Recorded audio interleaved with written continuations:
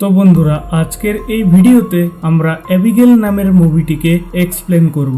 যদি আপনাদের এই ভিডিওটি ভালো লেগে থাকে তো ভিডিওটিকে একটি লাইক করে চ্যানেলটিকেও সাবস্ক্রাইব করে নেবেন আরো পরবর্তীতে এরকম বাংলা এক্সপ্লেনেশন ভিডিও দেখার জন্য। তো বন্ধুরা, সিনেমার শুরুতে আমরা একটি মেয়েকে বেলি ডান্স করতে দেখতে পাই। নাচের ক্লাসের পর সে তার বড় গাড়িতে বসে এবং তার প্রাসাদের দিকে যায় এবং তারা ভালো বন্ধু। জয়ী বলে, অ্যাবিগেল, তোমার মতো আমার একটা ছেলে আছে। অ্যাবিগেল এটা পছন্দ করেনি। সে বলে, তুমি অবশ্যই তোমার ছেলেকে ভালোবাসবে, কিন্তু আমার বাবা অদ্ভুত রাগী, বিপজ্জনক। সে আমাকে আগের মতো ভালোবাসে না। অ্যাবিগেল তাকে সতর্ক করে, আজ রাতে খুব কিছু খারাপ ঘটতে চলেছে। জয়ী ভাবতে লাগলো, অ্যাবিগেলের বাবা একজন বিপজ্জনক ব্যক্তি। সর্বোপরি আমরা ট্যাপিং করেছি, আমাদের জানা উচিত কার মেয়েকে আমরা অপহরণ করেছি। ফ্র্যাঙ্ক অ্যাবিগেলের ঘরে যায়, পিস্তল দেখিয়ে তার বাবার নাম জিজ্ঞাসা করে। অ্যাবিগেলের বাবার নাম শুনে সে ঘাবড়ে যেতে শুরু করে, কারণ সে বিশ্বাস করে না যে সে অনেক বড় গ্যাংস্টার ক্রিস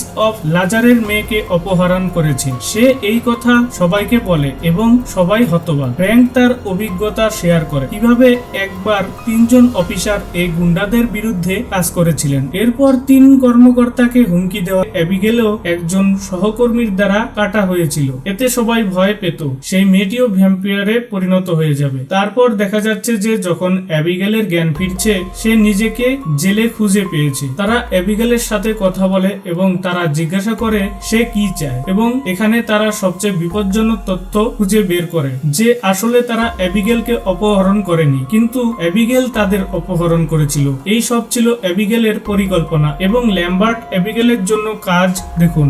যদিও অ্যাবিগেল একটি ছোট মেয়ে, কিন্তু তিনি 100 বছর ধরে পৃথিবীতে বসবাস করছেন। তিনি তাদের বলে যে আপনি এখানে কারণ তুমি কোনোভাবে আমার বাবার ক্ষতি করেছো। এই হ্যাকার অ্যাবিগেলের বাবার অ্যাকাউন্ট হ্যাক করেছে এবং তার কাছ থেকে কয়েক মিলিয়ন ডলার চুরি করে। ফ্র্যাঙ্ক তার বাবাকে তদন্ত করেছিল। জয়ী, যিনি একজন সাময়িক ডাক্তার ছিলেন, তিনি ভুল অপারেশন করেছিলেন। অ্যাবিগেল বাবা মাদকের প্রভাবে, যা তার বাবাকে অনেক কষ্ট দিয়েছে। এটা শোনার পর জয়ী তাকে বলে যে সে এটা জানে, তোমার বাবা তোমাকে আর ভালোবাসে না এবং সে আপনার দিকে তাকাবে না। এত কিছুর পর তারা সবাই চলে যাওয়ার সিদ্ধান্ত নেয়। এখন এখান থেকে বেরোতে হলে তাদের বের হওয়ার পথ খুঁজতে হবে। অ্যাবিগেলের পিতার সমস্ত সম্পদ নিয়ে যেতে চেয়েছিলেন। ফ্র্যাঙ্ক অনুভব করেছিলেন যে সে খুব শক্তিশালী হয়ে উঠেছে। তার শরীরের সব ক্ষত নিজেদের সুস্থ করেছে। আগে সে অ্যাবিগেলকে হত্যা করতে যায়। অ্যাবিগেল এবং ল্যাম্বার্ট একটি যুদ্ধ ছিল। অ্যাবিগেল তখন ফ্র্যাঙ্কের সাথে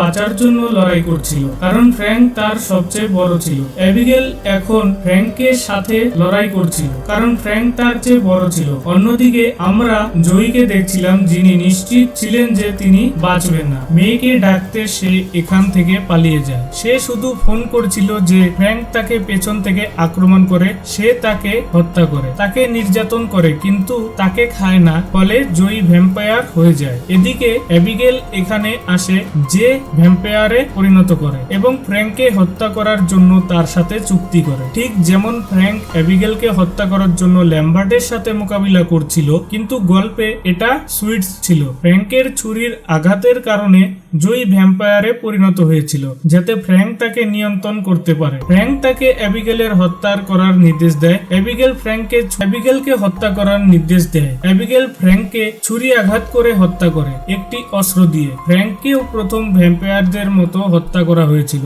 এখন বেঁচে থাকা অ্যাবিগেল এবং জয়ী ছিল। এটি ছিল জয়ের মৃত্যুর পালা, কিন্তু অ্যাবিগেল তাকে হত্যা করেনি, কারণ অ্যাবিগেলের সঙ্গে জয়ের আগে থেকেই ভালো সম্পর্ক ছিল। এই কারণে অ্যাবিগেল জয়ের সাথে বন্ধনে আবদ্ধ ছিল। সে জয়ীকে বলে, তুমি স্বাধীন, আপনি এখান থেকে যেতে পারেন। মরার পর তুমি ভ্যাম্পায়ার হবে। ভ্যাম্পায়ারের ছুরির আঘাতের কারণে আপনি যে ভ্যাম্পায়ার ছিলেন এখন মৃত।